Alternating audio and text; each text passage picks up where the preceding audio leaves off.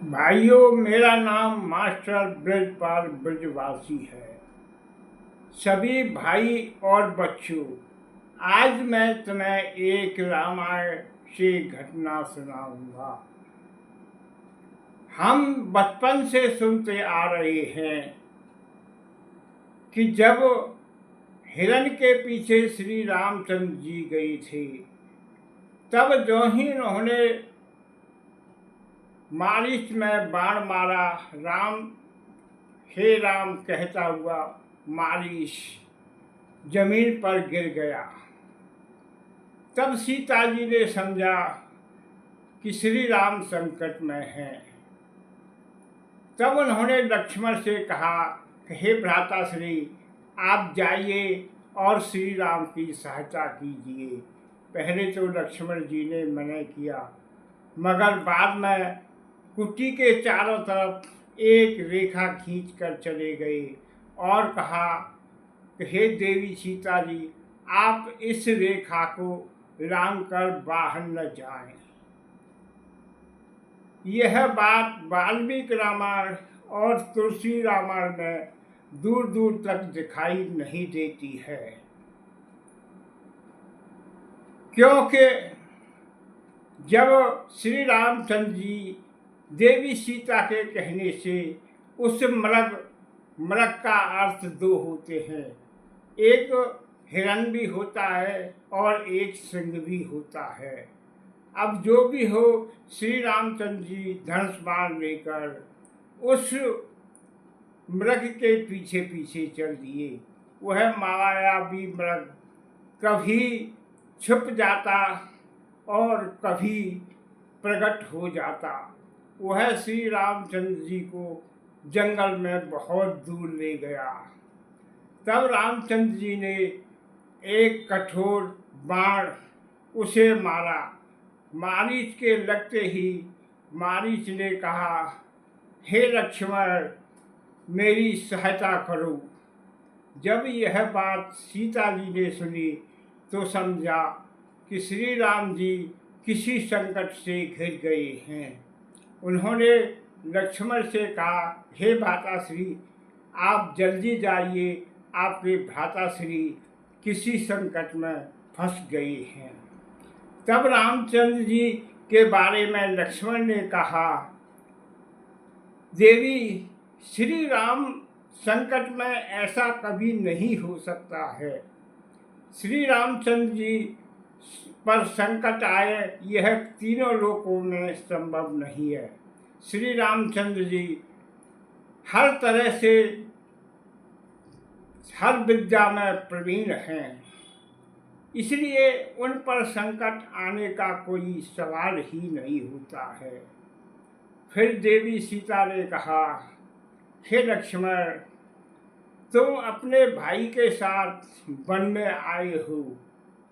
मैं जो कह रही हूँ उसका आज्ञा का पालन करो। ऐसा तो नहीं है कि तुम्हारी नीयत में कोई खोट हो। तब लक्ष्मण ने कहा, हे माता श्री, श्री राम पर संकट तो आ ही नहीं सकता है। संसार के अंदर कोई ऐसा वीर नहीं है जो इस समय श्री रामचंद्र से मुकाबला कर सके। श्री रामचंद्र जी इंसान, देवता, राक्षस किसी के भी संकट में आने वाले नहीं हैं। हे देवी सीता, आपने देखा था खरदूषण के 14,000 राक्षसों को उन्होंने कुछ ही देर में धराशायी कर दिया था। इसलिए श्री राम पर संकट आने का कोई कारण नहीं हो सकता है। मगर देवी सीता इस बात को मानने के लिए तैयार नहीं थी। उन्होंने कहा कि मैं कहती हूँ और तुम्हें आज्ञा देती हूँ, तब अपने भ्राताश्री के पास जाइए। तब लक्ष्मण ने कहा कि हे माता, श्री रामचंद्र जी मुझे आज्ञा देकर गए हैं कि जब तक मैं ना आऊँ तुम सीता जी को अकेला छोड़कर कभी मत आना। इसलिए मैं जो बात कह रहा हूँ वो भ्राता श्री की आज्ञा का पालन कर रहा हूँ। उन्होंने कहा है देवी सीता को अकेला मत छोड़ना। तब सीता ने कहा कि मैं तुम्हें आज्ञा देती हूँ, इसलिए तुम अपने भाई की सहायता के लिए जाइए। जब लक्ष्मण किसी तरह तैयार नहीं हुए तब सीता जी ने क्रोध भरे वचन लक्ष्मण को कहे, हे लक्ष्मण, अगर आपके भाई को कुछ हो गया तो मैं संसार में जिंदा रहने वाली नहीं हूँ। मैं नदी में कूद जाऊंगी या आत्महत्या कर लूँगी, मगर किसी दूसरे पुरुष के मैं सपने में भी नहीं सोच सकती हूँ। इसलिए आप मेरा कहा मानो और श्री राम की सहायता के लिए जाइए। पर लक्ष्मण इस बात के लिए तैयार नहीं हो रही थे। वह बार बार सीता जी को समझा रहे थे, हे देवी, यह मृग जंगल राक्षसों और मृगों से भरा हुआ है। यहाँ कदम कदम पर राक्षस छल करते हैं, इसलिए मैं तुम्हें छोड़कर कहीं नहीं जा सकता हूँ। मगर स्त्री होने के कारण सीता जी ने लक्ष्मण को कुछ कट वचन कहे। उन्होंने कहा कि तुम जंगल में अपने भाई के साथ आए हो, कहीं तुम्हारा कोई गलत प्रयोजन तो नहीं है, या तुम श्री राम से गलत प्रयोजन के लिए उनके साथ आए हो और दिखावा कर रहे हो कि मैं श्री राम का बहुत बड़ा हितैषी हूँ। तुम्हारी नीयत में कोई खोट तो नहीं है। तब लक्ष्मण ने कहा, हे देवी, तुम मेरे ऊपर व्यर्थ में ही लांछन लगा रही हो। मेरे मन में श्री राम के लिए न तो कोई बैर है और न कोई श्री राम का मैं भला बुरा चाहता हूँ। मैं तो उन्हें अपने पिता के समान मानकर उनका कहा मान रहा हूँ। जो उन्होंने कहा है कि मैं तुम्हारी रक्षा में सदैव तैयार रहूँगा। पर सीता जी इस बात को स्वीकार नहीं कर रही थी। वो बार बार लक्ष्मण जी को श्री राम के पास जाने के लिए प्रेरित कर रही थी और लक्ष्मण जी को कठोर वचन बोल रही थी। तब लक्ष्मण ने सोचा कि मुझे अब देवी सीता का कहा मान लेना चाहिए, क्यों मैंने अगर उनका कहा नहीं माना, अगर श्री राम के साथ कुछ भी गलत हुआ तो इसमें पाप का भागी मैं ही होऊंगा।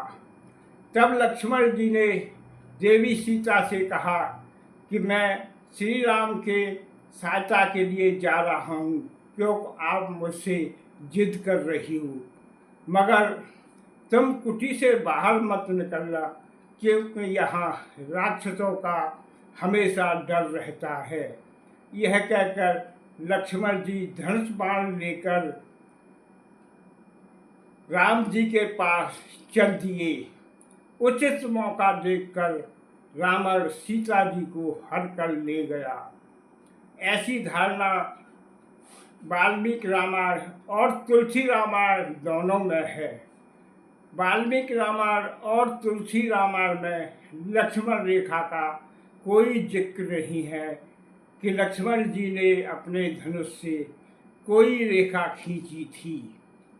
तो किस प्रकार लोगों के मन में लक्ष्मण रेखा के लिए यह जिज्ञासा हुई। हो सकता है कि तुलसी रामायण 400 साल पहले तुलसीदास जी ने लिखी थी। उस समय भी रामायण में लक्ष्मण रेखा का कोई जिक्र नहीं था, मगर आधुनिक नारी कुछ मर्यादाओं में न रहकर अपना मनमानी कर रही हूँ।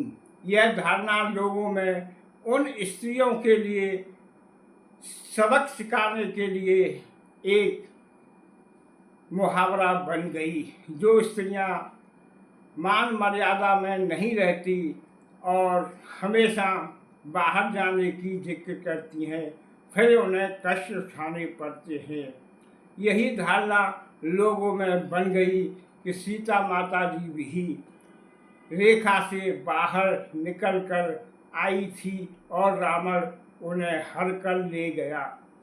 इसी प्रकार से हो सकता है कि लोगों के मन में यही धारणा हो गई हो कि लक्ष्मण जी रेखा खींच कर गए थे और सीता जी ने उस रेखा का उल्लंघन किया। लक्ष्मण जी की रेखा एक वैज्ञानिक अनुसंधान है जो आज के विज्ञान में सही बैठता है। एक देश दूसरे देश के लिए गुप्त ग्रेट नाइट बिछा देता है। जब कोई उस ग्रेट नाइट को पार कर दुश्मन दूसरी जगह आना चाहता है तो वह ग्रेट नाइट फट जाती हैं। यह लक्ष्मण रेखा का ही एक स्वरूप है। लोगों में इसीलिए धारणा हो गई होगी। समुद्र में भी बारूद की सुरंगें बिछाई जाती हैं, उनमें कुछ ऐसी टेक्नोलॉजी डाली जाती है कि जो शत्रु का जहाज है वह जैसे ही उस रेखा को पार करने लगेगा उसके अंदर विस्फोट हो जाएगा और जो मित्र जहाज हैं वो बड़े चाव से एक दूसरे की सीमा में घुस सकते हैं। इसलिए इस रेखा का लोगों ने गलत अर्थ निकाल लिया। वाल्मीकि रामायण और तुलसी रामायण में इस रेखा का कोई जिक्र नहीं है। सभी भाइयों को मेरी तरफ से नमस्ते जी। अगर यह वीडियो सबको अच्छी लगी हो तो सभी भाइयों से निवेदन है लाइक करें, कमेंट करें, शेयर करें और चैनल को सब्सक्राइब करें। नमस्ते जी।